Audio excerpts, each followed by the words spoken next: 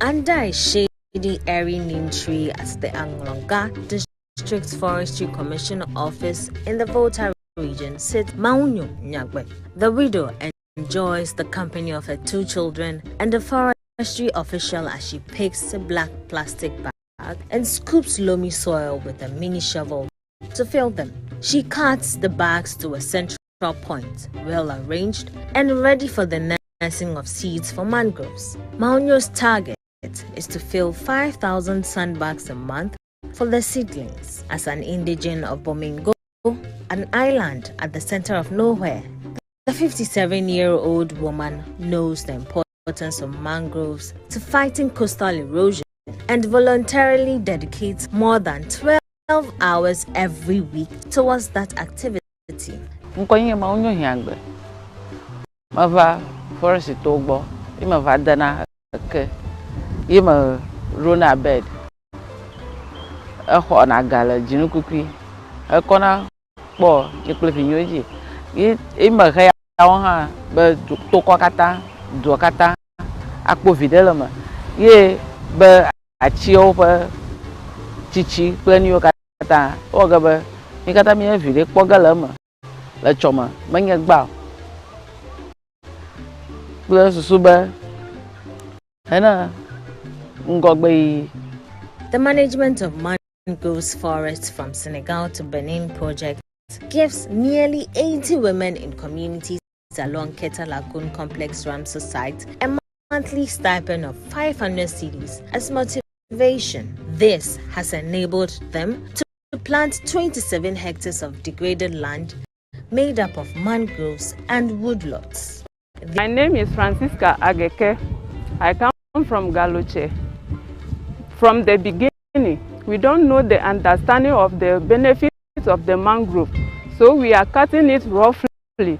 But when Alosia Ghana came to our aid, we know that the mangrove is the good things that we should protect it. The exercise is part of the PAP BOC1 Mangroves project being implemented through small grants by Aroja Ghana, CASA Initiative, and the Development Institute. Experts say the dense roots of mangroves help to bind and build soils, and thus the increasing thickness of the mangrove soil is critical as sea level rise accelerates. Manager of the Wildlife Division of the Forestry Commission at Keta Lagoon, Lawrence Tete Oklu says the lagoon is the home of the world's only amphibious bat, the cedar tunga, and habitat for many wetland-dependent wildlife, including 3 globally threatened turtle species. I work for the Forestry Commission, and I'm the manager responsible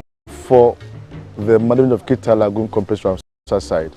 It is a coastal wetland, the largest Ramsar site in Ghana, managed by the Forestry Commission through its Wildlife Division.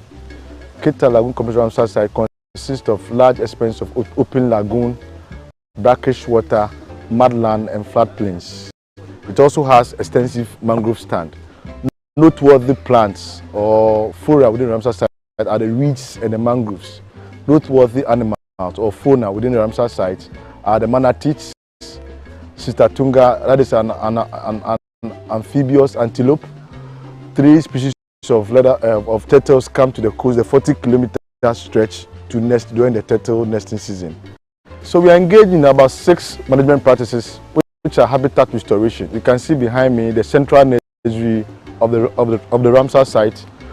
We do law enforcement, basically enforcing the wildlife laws and Ghana's wetlands regulations LI 1659.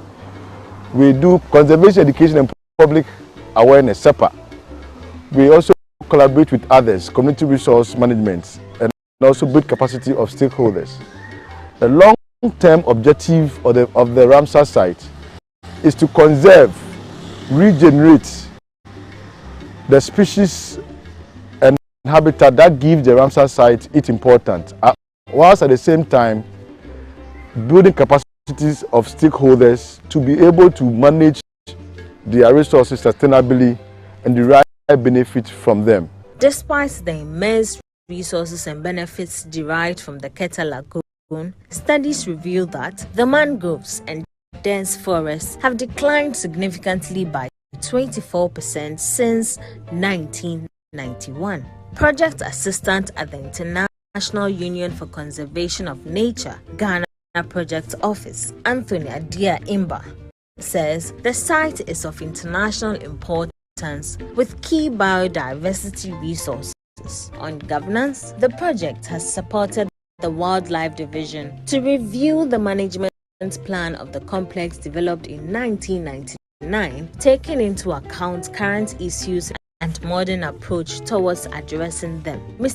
Imba says through the project, a grant scheme is set up for local organizations to undertake research, advocacy, and build capacity of community members in alternative livelihood. We are implementing a management of mangrove forest from Senegal to Benin project in the Keita Lagoon Complex Ramsar site. The purpose of this project is to restore the degraded mangrove sites, influence governance of protected or unprotected mangrove sites, and also provide alternative livelihood sources for communities in the landscape. The reason why we chose the Keita Lagoon Complex Ramsar site is that it is the site is of an international importance. It has key biodiversity and mangrove resources, and one of the key reasons is also that mangroves are a key carbon sequestering resource, and in the framework of climate change and the efforts that are being undertaken, mangroves are one of the resources that can help fight the climate menace. And it is the reason why the Keita Lagoon Complex Ramsar site was chosen as one of the project sites. Programs Manager for Aroja Ghana, Prosper Kwame Entry, revealed that farmers, especially those engaged in vegetable, fruits and roots production from some communities, have been exposed to climate-smart agriculture practices and supported with agro inputs. The project has three main objectives. One has to do with sustainable livelihood enhancement within the catchment. And what we really aim to do is to sort of engage community members, specifically those that are farmers and fishers, and also to take them through related trainings that will sort of give them a means of livelihood, even as they also support with managing the various resources that are within this catchment. Another component of the project has to do with community restoration and rehabilitation of our mangrove resources within the catchment. So the project, as part of its plan, has also integrated different woodlot planting regimes, where we're going to have communities planting different woodlots, and then they will cut and use as alternative source of energy for their homes and households.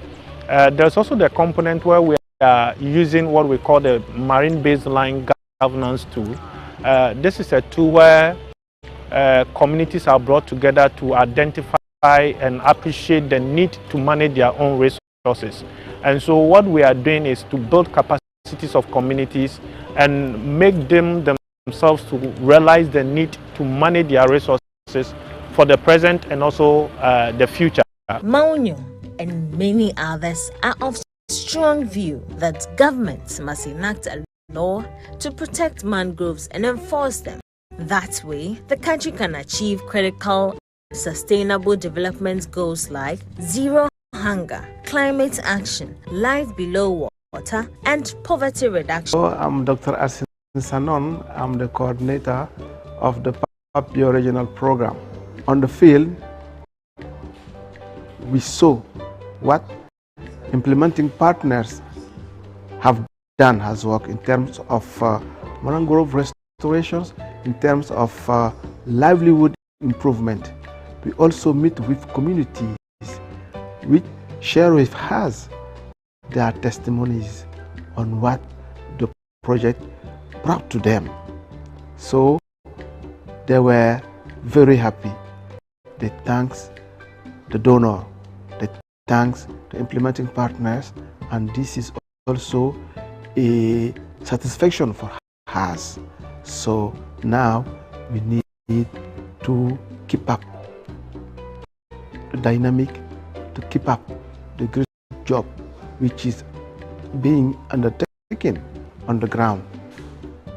It is only when we will be able to secure what the achievement we have at this moment that we will be sure that we will have long-lasting impacts and long-lasting conservation outcomes for the benefit of both people and nature.